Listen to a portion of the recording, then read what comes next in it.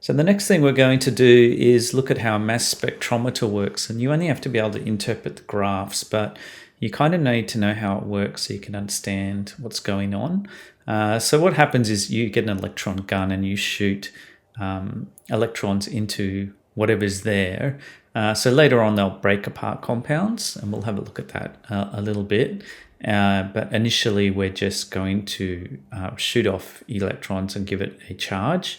And so what's going to happen is we're going to be able to tell the difference between isotopes because they're going to get shot down, and the heavier ones are going to be over here and the lighter ones are going to be over here. So generally the mass charge ratio, we're just looking at one electron coming off, and so it always having a 1 plus charge, and so all we're looking at is the difference in masses. So this will be a mass of 1 and this will be a mass of 2, having two protons, neutrons, and this one only having 1 proton or neutron. I'm not quite sure which nucleon it is, but the mass number is 1 there and 2 there anyway.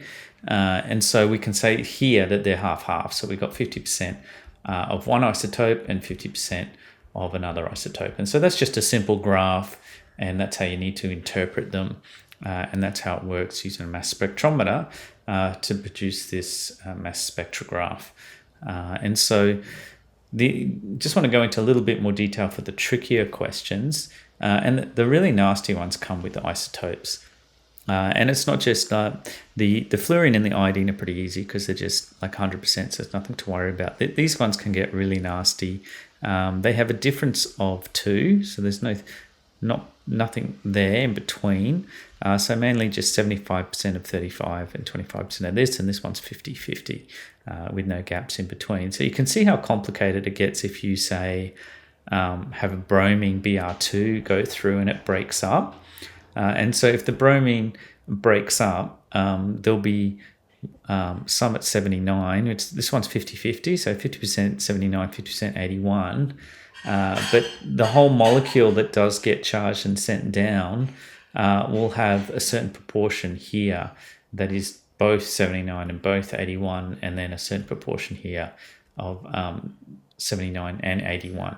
And so this is like 50% of that total and 25%, 25%. So quite difficult to interpret. And if you combine bromine with a compound, that would be probably just way too complicated. You probably never see that because that would really spin people out. But we will look at, still looking at combining at least chlorine with into a compound. And what you'll see is chlorine has 75% of the lighter one and 25% of the heavier one. And so you can see that here, that there's, 3/4 is the lighter one and 1/4 is this one, just the whole compound that's lost an electron. So it's got a charge coming down. And then you have this one here, you've lost the chlorine altogether, but then you've still got this little tiny, tiny piece.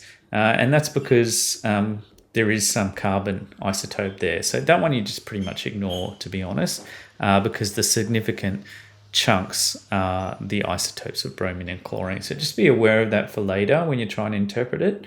For the time being, on the next video, we're just going to take a simple isotope and analyze it, get very simple graphs. So don't look at real mass spectrometry graphs because, as you can imagine, there will be a bit of a nightmare.